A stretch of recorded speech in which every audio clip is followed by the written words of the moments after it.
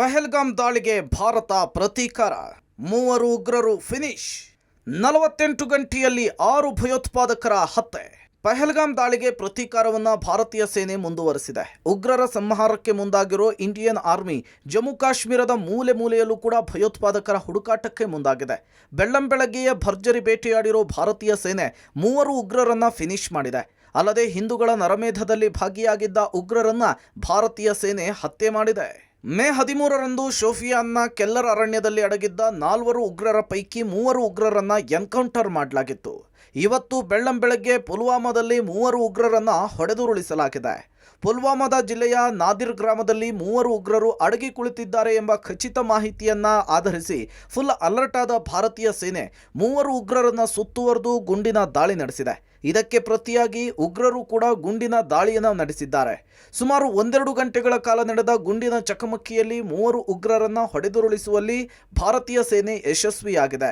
ಟ್ರಾಲ್ನಲ್ಲಿ Jaish A Mohammed ಸಂಘಟನೆಯ ಆಸಿಫ್ ಅಹಮದ್ ಶೇಖ್, ಅಮೀರ್ ನಾಜೀರ್ ವಾನಿ, ಯವಾರ್ ಅಹಮದ್ ಭಟ್ನನ್ನ ಭದ್ರತಾ ಪಡೆ ಹೊಡೆದು ಹಾಕಿದೆ. ಈ 3 ಕೂಡ ಜಮ್ಮು ಕಾಶ್ಮೀರದ ಪುಲ್ವಾಮಾ ಜಿಲ್ಲೆಯವರು ಅನ್ನೋದು ಗೊತ್ತಾಗಿದೆ. ಮೇ 13ರಂದು ಶೋಫಿಯಾನ್ ಕೆಲ್ಲರ್ನಲ್ಲಿ ಅಡಗಿ ಕುಳಿತಿದ್ದಂಥ 4 ಉಗ್ರರ ಪೈಕಿ 3ರನ್ನ ಭಾರತೀಯ ಸೇನೆ ಹೊಡೆದುರುಳಿಸಿತ್ತು. ಅದಾದ ಬಳಿಕ ಇನ್ನೂ ಕೂಡ ಪುಲ್ವಾಮಾದ ನಾದಿರ್ ಜಿಲ್ಲೆಯಲ್ಲಿ 3 ಉಗ್ರರು ಅಡಗಿ ಕುಳಿತಿದ್ದಾರೆ ಎನ್ನುವಂತಹ ಒಂದು ಮೆಸೇಜ್ ಬರುತ್ತೆ. ಮೆಸೇಜ್ ಬರ್ತಾ ಇದ್ದಾಗೇನೆ ಅಲರ್ಟ್ ಆಗುವಂತಹ ನಮ್ಮ ಸೇನೆ ಆ 3ರನ್ನ ಕೂಡ ಸುತ್ತುವರಿಯೋದ್ರ ಮುಖಾಂತರವಾಗಿ ಗುಂಡಿನ ದಾಳಿಯನ್ನು ನಡೆಸುತ್ತೆ. ಇದೇ ಸಂದರ್ಭದಲ್ಲಿ ಉಗ್ರರು ಕೂಡ ಭಾರತೀಯ ಸೇನೆ ಪಡೆಯ ವಿರುದ್ಧ ಒಂದಷ್ಟು ದಾಳಿ ಮಾಡುವಂಥ ಪ್ರಯತ್ನವನ್ನು ಮಾಡ್ತಾರೆ. ಬಟ್ ಆದರೆ ಕಂಪ್ಲೀಟ್ ಆಗಿ ಅವರನ್ನು ಸುತ್ತುವರೆದಿದ್ದಂತಹ ಭಾರತೀಯ ಸೇನೆ ಅವರನ್ನು ಹೊಡೆದು ಉರುಳಿಸೋದ್ರ ಮುಖಾಂತರವಾಗಿ ಅವರನ್ನು ಪರಲೋಕಕ್ಕೆ ಕಳಿಸುವಂಥ ಕೆಲಸವನ್ನು ಯಶಸ್ವಿಯಾಗಿ ಮಾಡಿ ಮುಗಿಸುತ್ತೆ. ಕಾಶ್ಮೀರದಲ್ಲಿ ಸೇನೆಯಿಂದ ಭರ್ಜರಿ ರಣಬೇಟೆ. ಉಗ್ರರನ್ನ ಹುಡುಕಿ ಚೆಂಡಾಡಿದ ಸೇನೆ. ಡ್ರೋನ್ ಕ್ಯಾಮೆರಾದಲ್ಲಿ ಸೆರೆಸಿಕ್ಕ ಉಗ್ರರು. ಶ್ರೀನಗರದ ತ್ರಾಲ್ ಪ್ರದೇಶದಲ್ಲಿ ಬರೋಬ್ಬರಿ 8 ಗಂಟೆಗಳ ಕಾರ್ಯಾಚರಣೆಯ ಬಳಿಕ ಉಗ್ರರನ್ನ ಹತ್ಯೆ ಮಾಡಲಾಗಿದೆ. ಅರಣ್ಯ ಪ್ರದೇಶ ಹಾಗೂ ಮನೆಗಳನ್ನು ಸರ್ಚಿಂಗ್ ಮಾಡಿದ ಭಾರತೀಯ ಸೇನೆ ಕಟ್ಟಡವೊಂದರಲ್ಲಿ ಅವಿತಿದ್ದ ಭಯೋತ್ಪಾದಕರನ್ನ ಎನ್ಕೌಂಟರ್ ಮಾಡಿದ್ದಾರೆ. ಉಗ್ರರು ಕಟ್ಟಡದಲ್ಲಿ ಅವಿತಿದ್ದ ದೃಶ್ಯ ಡ್ರೋನ್ ಕ್ಯಾಮೆರಾದಲ್ಲಿ ಸೆರೆಯಾಗಿದೆ. ಸೋಫಿಯಾ ವಿರುದ್ಧ ಅವಹೇಳನಕಾರಿ ಹೇಳಿಕೆ. ವಿಜಯ್ಗೆ ಸುಪ್ರೀಂ ಕೋರ್ಟ್ ತರಾಟೆ.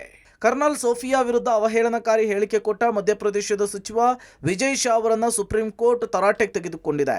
ಈ ಹೇಳಿಕೆಯ ಸಂಬಂಧ ವಿಚಾರಣೆ ನಡೆಸಿದಂತಹ ಜಬ್ಬಲ್ಪುರ ಹೈಕೋರ್ಟ್ ಸಚಿವ ವಿಜಯ್ ಶಾ ವಿರುದ್ಧ ಎಫ್ಐಆರ್ ದಾಖಲಿಸುವಂತೆ ಆದೇಶಿಸಿತ್ತು. ಈ ಆದೇಶದ ಬೆನ್ನಲ್ಲೇ ವಿಜಯ್ ಶಾ ಸುಪ್ರೀಂ ಕೋರ್ಟ್ನ ಮೊರೆ ಹೋಗಿದ್ರು. ಈ ಕುರಿತು ವಿಚಾರಣೆ ನಡೆಸಿದ ಕೋರ್ಟ್ ಕಳವಳ ವ್ಯಕ್ತಪಡಿಸಿದ್ದು, ಈ ರೀತಿ ಹೇಳಿಕೆ ಕೊಡುವ ಮೊದಲು ಎಚ್ಚರಿಕೆ ವಹಿಸಿ ಅಂಥೇಳಿ ಸೂಚನೆ ಕೊಟ್ಟಿದೆ. ವಿಜಯ್ ಶಾ ನೀಡಿದ ಹೇಳಿಕೆಯನ್ನು ಟೀಕಿಸಿದ ಕೋರ್ಟ್, ದೇಶವು ಉದ್ವಿಗ್ನ ಪರಿಸ್ಥಿತಿಯನ್ನು ಎದುರಿಸುತ್ತಿರುವಾಗ ಸಚಿವರು ಜವಾಬ್ದಾರಿಯುತವಾಗಿ ಹೇಳಿಕೆ ಕೊಡಬೇಕು ಅನ್ನೋದು ನಮ್ಮೆಲ್ಲರ ನಿರೀಕ್ಷೆ ಅಂತ ಒತ್ತಿ ಹೇಳಿದೆ. ಭಾಷಣದಲ್ಲಿ ವಿಜಯ್ ಶಾ ಮುಸ್ಲಿಂ ಸಮುದಾಯಕ್ಕೆ ಸೇರಿದ ಉಗ್ರರನ್ನ ಸದೆಬಡಿಯಲು ಮುಸ್ಲಿಂ ಸಮುದಾಯಕ್ಕೆ ಸೇರಿದ ಕರ್ನಲ್ ಸೋಫಿಯಾ ಕುರೇಶಿ ಅವರ ಹೆಸರನ್ನ ಸ್ಪಷ್ಟವಾಗಿ ಹೇಳದೇ ಇದ್ರೂ ಅವರನ್ನ ಉಲ್ಲೇಖಿಸಿಯೇ ಭಾಷಣ ಮಾಡಿದ್ದು ವ್ಯಾಪಕ ಟೀಕೆಗೆ ಗುರಿಯಾಗಿತ್ತು. ಕರ್ನಲ್ ಸೋಫಿಯಾ ಕುರೇಶಿ ಅವರ ವಿರುದ್ಧ ಆಕ್ಷೇಪಾರ್ಹ ಹೇಳಿಕೆಗಳನ್ನ ನೀಡಿದ ಬಿಜೆಪಿ ನಾಯಕ ವಿಜಯ್ ಶಾ ಹೇಳಿಕೆ ಸಾಕಷ್ಟು ಚರ್ಚೆ ಹಾಗೂ ದೇಶಾದ್ಯಂತ ಆಕ್ರೋಶಕ್ಕೂ ಕೂಡ ಕಾರಣವಾಗಿತ್ತು.